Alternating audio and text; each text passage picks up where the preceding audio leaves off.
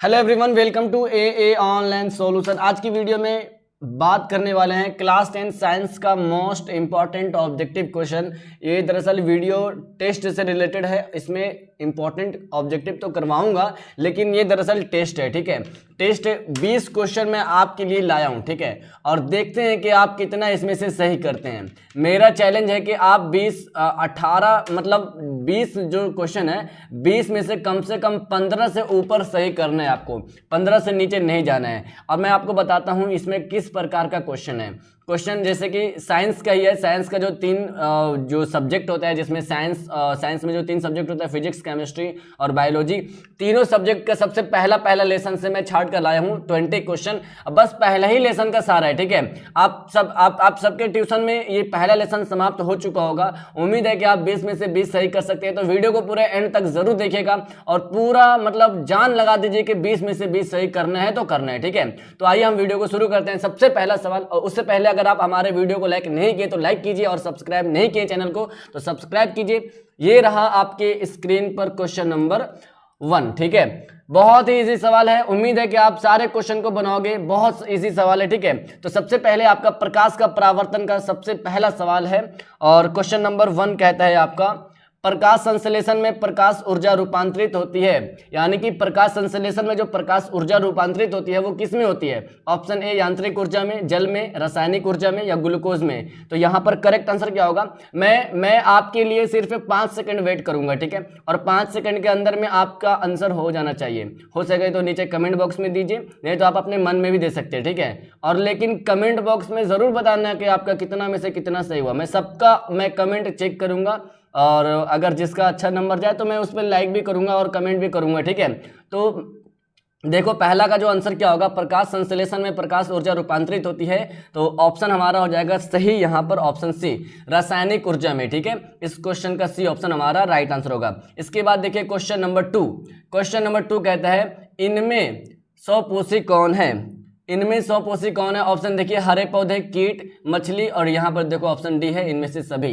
तो देखो स्वपोषी आपको बताना है। इनमें से स्वपोषी जो है सभी हो जाएगा। ठीक है, हरे पौधे, कीट, 1 मिनट, यहाँ पे स्वपोषी ए होगा राइट आंसर, हरे पौधे। ठीक है, इनमें से स्वपोषी कौन है? हरे पौधे। उम्मीद है कि आपका यहाँ पर राइट आंसर क्या होगा। ठीक है, देखिए 2 सवाल अभी हुआ है। उम्मीद है कि सारा क्वेश्चन आपका सही होगा। अब उसके बाद आगे देखिए कुछ क्वेश्चन हार्ड भी आने वाला है, तो आप उसको कोऑपरेट कीजिएगा थोड़ा सा। ठीक है, क्वेश्चन नंबर 3 देखिए, हरे पौधे में संरक्षित आंतरिक ऊर्जा किस रूप में होता है? हरे पौधे में जो आंतरिक ऊर्जा होता है वो किस रूप में होता है? वसा के रूप में, या प्रोटीन के रूप में, या जल के रूप में, या मंड के रूप में? इसका करेक्ट आंसर होगा हमारा ऑप्शन नंबर डी, मंड के रूप में। ठीक है, मंड के रूप में इसका जो आंतरिक ऊर्जा होता है मंड के रूप में। इसका राइट आंसर होगा ऑप्शन नंबर डी। उसके बाद क्वेश्चन नंबर 4 देखिए, सारा क्वेश्चन का आंसर आप दीजिएगा। ठीक है, अगला क्वेश्चन देखिए, निम्नलिखित में कौन एक उभयलिंगी जंतु है? इन चारों ऑप्शन में से उभयलिंगी जंतु कौन है? केंचुआ, मछली, शेर, बकरी। चलो मैं आपके लिए रुकता हूं 5 सेकंड और सोचिए आंसर क्या होगा इसका आंसर।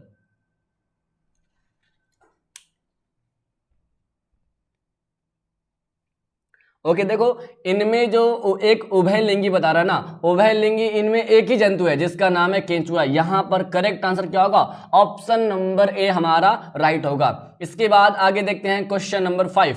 क्वेश्चन नंबर 5 कहता है, मछलियों में श्वसन होता है। मछलियों में श्वसन किसके द्वारा होता है? ठीक है, ऑप्शन देखिए, ट्रैकिया के द्वारा, फेफड़े के द्वारा, शरीर की सतह के द्वारा, या गिल्स के द्वारा। तो इसका आंसर बिल्कुल देखते ही मारोगे आप लोग। चलो फिर भी आंसर बताओ इसका, मछलियों में श्वसन होता है किसके द्वारा?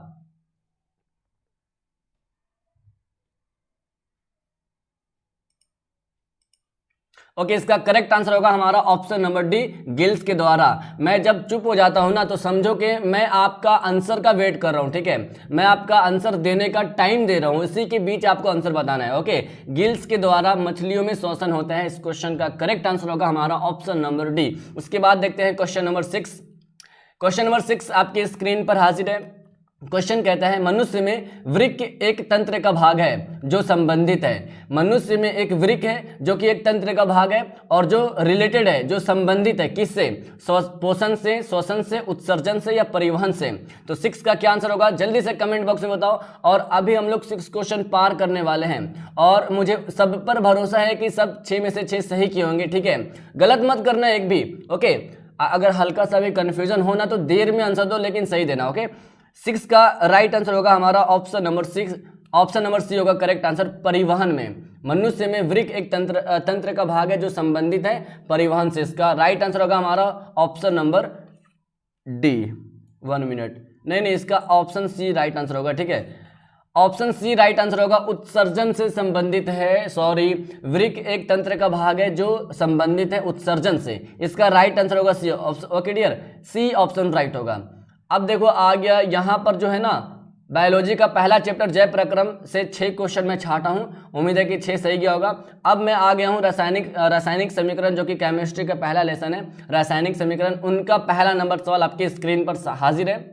और क्वेश्चन नंबर कहता है 7, Zn plus CuSO4 arrow ZnSO4 plus Cu, ये एक अभिक्रिया है, ठीक है, जो कि रासायनिक अभिक्रिया है। और ये बताना है कि ये कौन सी अभिक्रिया है, ठीक है, ये कौन सी अभिक्रिया है। Zn देखो, Zn जो है किसके साथ मिला जाकर के, SO4 के साथ मिला और Cu अलग, यानी कि जिंक और SO4 मिल गया, कॉपर अलग हो गया। अब बताओ ये कौन सा अभिक्रिया है। तो ये है डियर हमारा, इसका करेक्ट आंसर होगा बी ऑप्शन, ये है विस्थापन अभिक्रिया। विस्थापन अभिक्रिया इसका right answer option number B हो जाएगा। उसके बाद आगे देखते हैं क्वेश्चन नंबर 8 कहता है जब मैग्नीशियम फीता को जलाया जाता है, जब मैग्नीशियम फीता को जलाया जाता है और जो उससे जो उत्पन्न होती है लौ, आग की लौ जो उत्पन्न होती है वह किस रंग की होती है। ऑप्शन देखो, पीली, नीली, चमकीला, उजला या लाल। करेक्ट आंसर बताओ, इसका राइट आंसर क्या होगा। मैं आपके लिए रुकता हूं थोड़ी देर के लिए, ओके।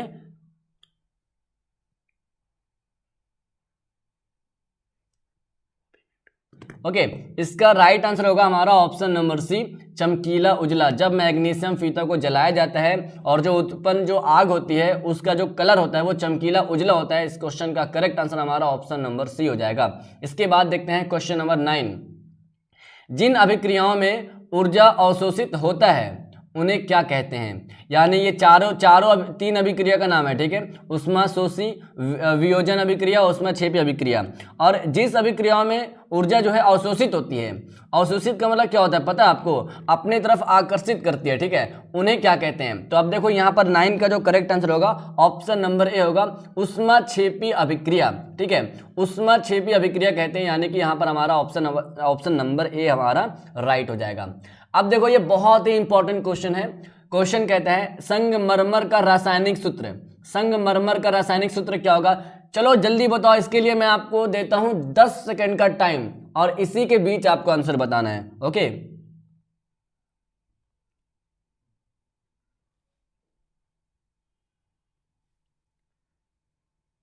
तो यहां पर आपका होता है टाइम खत्म। संगमरमर का रासायनिक सूत्र होता है CaCO3। इस क्वेश्चन का करेक्ट आंसर होगा हमारा ऑप्शन नंबर सी। क्लियर है ना। ओहो 10 क्वेश्चन पार कर चुके हैं और सबका 10 में से 10 सही गया होगा, ठीक है, मुझे उम्मीद है। अब जिसका 9 या जिसका अगर 2-3 गया होगा सही तो बकलोलवा जाके पढ़ाई करो, ठीक है, उसके लिए बता रहा हूं। और जिसका 5 से ऊपर गया वो बिल्कुल 1 नंबर है। आगे देखो सवाल, क्वेश्चन आगे कहता है हमारे शरीर में पीएच कितना प्रास के बीच काम करता है, कितना प्रास के बीच जो है क्रिया करता है। तो यहाँ पर ऑप्शन देखो 6.0 से 6.8, 7.0 से 7.8, 2.1 से 3.8 और 5.1 से 5.8। फटाफट बताओ हमारे शरीर में पीएच प्रास कितने मतलब प्रास जो है वो कितने बीच में जो काम करता है, ठीक है। तो इसका बी ऑप्शन राइट होगा। 7.0 से लेकर के 7.8 प्रास के बीच कार्य करता है हमारे शरीर में पीएच मान, ठीक है, याद रखिएगा। इस क्वेश्चन का हमारा करेक्ट आंसर क्या होगा, ऑप्शन नंबर बी, ओके। चलिए आगे देखते हैं सवाल। 12 नंबर सवाल कहता है किसी भी उदासीन विलयन का पीएच मान क्या होता है, बताओ फटाफट। अच्छा ये जो है ना ये केमिस्ट्री का चैप्टर नंबर 2 है, तो मैं भूल गया बताने के लिए, कुछ क्वेश्चन इससे लिया हूं। अगर आप आम्ल क्षार और लवण चैप्टर पढ़े होंगे तो आंसर दीजिएगा फटाफट। उदासीन विलयन का पीएच मान क्या होता है? देखो इसका करेक्ट आंसर होगा ऑप्शन नंबर बी। उदासीन विलयन का पीएच मान होता है 7। याद रखिएगा, ठीक है। उदासीन विलयन का मान 7 के बराबर होता है, लेकिन 7 भी हो सकता है, ठीक है, याद रखिएगा। उसके बाद अगला देखिए, दांतों को साफ करने के लिए दंत अस्पंजन प्राय होता है। दांतों को साफ करने के लिए दंत अस्पंजन प्राय किसके लिए होता है? क्षारीय, अम्लीय, लवयुक्त, इनमें से कोई नहीं। फटाफट बताओ इसका आंसर क्या होगा, फटाफट बताओ।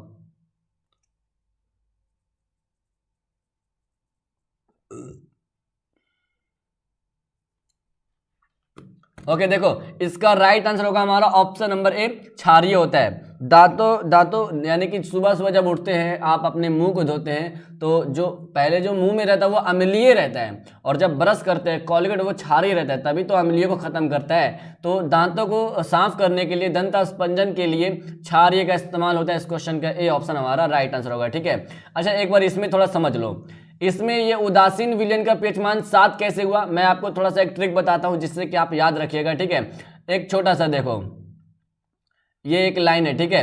अब यहां से एक, इसमें क्या होता है उदासीन विलयन, एक अम्लीय होता है, एक क्षारीय होता है, एक उदासीन होता है, 3 होता है, ठीक है। और तीनों का बता रहा हूं, ठीक है। जैसे देखो यहाँ ये शुरू करिएगा यहाँ से 1 2 3 4 से लेकर के पहुंचिएगा यहाँ पर 6 तक, ठीक है। और ये जो है ना ये पूरा 7 है। अब 7 से लेकर के यहाँ से बढ़िए 8 9 10 11, यहाँ से बढ़िए पूरा, यहाँ से जितना भी बढ़ सकते हैं आप, ठीक है, जितना भी बढ़ सकते हैं। अब देखिएगा यहाँ पे ये जो अभी पढ़ा हूं मैं, हम लोग पढ़े हैं कि उदासीन विलयन का पीएच मान कितना होता है? 7 के बराबर होता है। और ये जो 7 जो बीच में आता है ना 7 के बराबर, यही कहलाता है उदासीन विलयन। यानी कि 7 हो या 7 के बराबर हो वो उदासीन विलयन कहलाता है। और यहाँ देखो ये जो 7 से नीचे है 6 5 4 3 2, ये सब क्या है? 7 से कम है। और जो 7 से कम रहेगा उसको कहेंगे अम्लीय, उसको क्या कहेंगे? अम्लीय कहेंगे, ठीक है। और जो 7 से ज्यादा रहेगा उसको कहेंगे क्या? क्षारीय। तो ध्यान से देख लो, ये फिगर से आप याद कर लोगे। कहीं कहीं ऑप्शन क्वेश्चन कैसे रहता है एग्जाम में, दे देता है कि निम्नलिखित में से कौन अम्लीय है। देखो ऐसे दे देगा, निम्नलिखित में से कौन अम्लीय है, और ए नंबर में दे देगा 10, और ऑप्शन नंबर बी में देगा 7, और ऑप्शन सी में है 2, और ऑप्शन डी में है कोई नहीं, यानी कि नन, ठीक है। अब देखो ध्यान से, अब ये ऑप्शन दिया हुआ है ए बी सी डी, और क्वेश्चन क्या है? निम्नलिखित में से कौन अम्लीय है। अब यहां से पता कीजिए, अम्ल उसे कहते हैं, अम्ल मतलब जो अम्ल जो है कम हो, ठीक है, उसका पीएच मान जो मतलब अम्लीय विलयन का पीएच मान जो है कम होता है, ठीक है, 7 से कम होता है। तो 7 से कम जितना भी संख्या हो वही हमारा राइट आंसर होगा। अब 7 से कम देखो 6 5 4 3 2 सब है, तो यहाँ पर हो जाएगा सी ऑप्शन राइट। ये भी याद रखिएगा, ऐसे भी पूछ सकता है क्वेश्चन, नहीं तो कभी कभी पूछ देगा कि किसका पीएच मान है, यानी कि किसका विलयन का पीएच मान है। अम्लीय विलयन का पीएच मान पूछ सकता है, उदासीन विलयन का पीएच मान पूछ सकते हैं। तो याद रखिएगा इसका होता है 7 से अधिक, देखो सीधा शॉर्टकट में, और इसका 7 के बराबर, और इसका 7 से कम। ओके ऐसे याद कीजिएगा, पता चल जाएगा आपको। उसके बाद आगे देखते हैं, शुद्ध जल का पीएच मान क्या होता है? 6 7 8 9। इसका तो बिल्कुल सही आंसर बताना चाहिए आप लोग का। शुद्ध जल का पीएच मान होता है 7। इस क्वेश्चन का बी ऑप्शन हमारा राइट आंसर होगा। अगला क्वेश्चन देखिए, अवतल दर्पण की फोकस दूरी उसकी वक्रता त्रिज्या की होती है। अवतल दर्पण की फोकस दूरी उसकी वक्रता त्रिज्या की क्या होती है? इसका आंसर बताओ। ऑप्शन ए दुगनी, चौगनी, दुगनी और आधी, चौथाई और बराबर। बताओ इसका आंसर क्या होगा।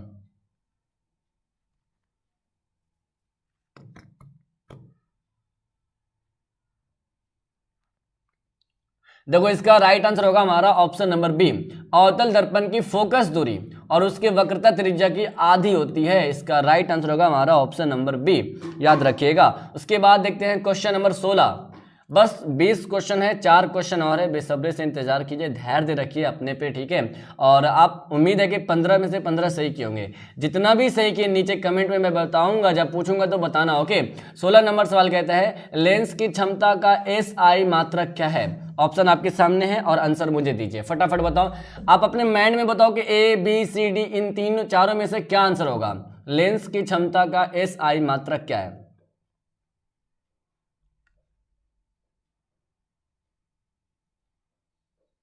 ओके तो इसका करेक्ट आंसर होगा ऑप्शन सी, m पे पावर -1, ठीक है। इसका राइट आंसर होगा हमारा, m को एक्चुअली में इसको मीटर से दर्शाते हैं, ठीक है। तो यहाँ पर हमारा क्या होगा, m पे पावर -1 लेंस की क्षमता का SI मात्रा का। इस क्वेश्चन का सी ऑप्शन हमारा राइट होगा। उसके बाद बढ़ते हैं हम लोग क्वेश्चन नंबर 17 नंबर सवाल कहता है, लेंस में मुख्य फोकस की संख्या कितनी होती है। लेंस में मुख्य फोकस की संख्या, ठीक है, फोकस ऑप्शन देखो 2, 1, 3 और इनमें से कोई नहीं।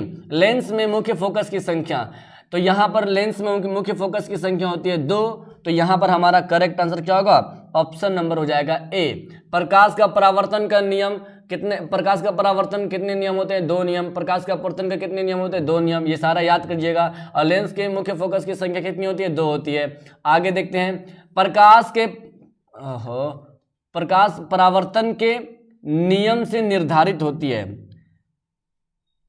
परावर्तन के नियम से निर्धारित होती है, मतलब परावर्तन किसे कहते हैं वो दे रहा। ऑप्शन ए देखो, आपतन कोण बराबर परावर्तन कोण, परावर्तन कोण बराबर अपवर्तन कोण, आपतन कोण बराबर विचलन कोण, इनमें से कोई नहीं, ठीक है। अब देखिए परावर्तन कोण के मतलब परावर्तन कोण, इसका आंसर क्या होगा ये बताओ। 18 का करेक्ट आंसर होगा हमारा ऑप्शन नंबर ए, आपतन कोण बराबर परावर्तन कोण। यही निर्धारित करती है प्रकाश के नियम, ठीक है। इस क्वेश्चन का हमारा ए ऑप्शन राइट हो जाएगा। इसके बाद आगे देखते हैं, समतल दर्पण द्वारा बना प्रतिबिंब होता है।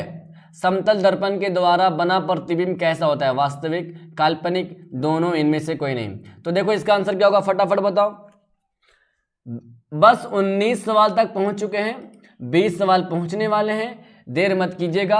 समतल दर्पण के द्वारा बना प्रतिबिंब हमेशा क्या होता है, काल्पनिक होता है। इस क्वेश्चन का हमारा बी ऑप्शन राइट हो जाएगा।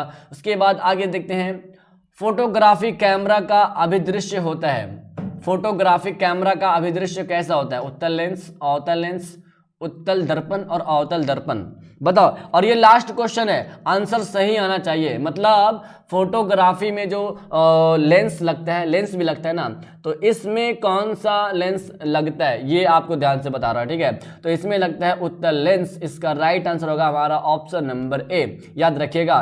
तो हम लोग जो है पूरे का पूरे जो है 20 क्वेश्चन क्लियर कर चुके हैं। और आप लोग बताइएगा भी कि कितना आपका सही हुआ, ठीक है। मैं अभी सबसे पूछने वाला हूँ। मैं आपका चैलेंज वादा किया था कि 15 से ऊपर सही जाना चाहिए।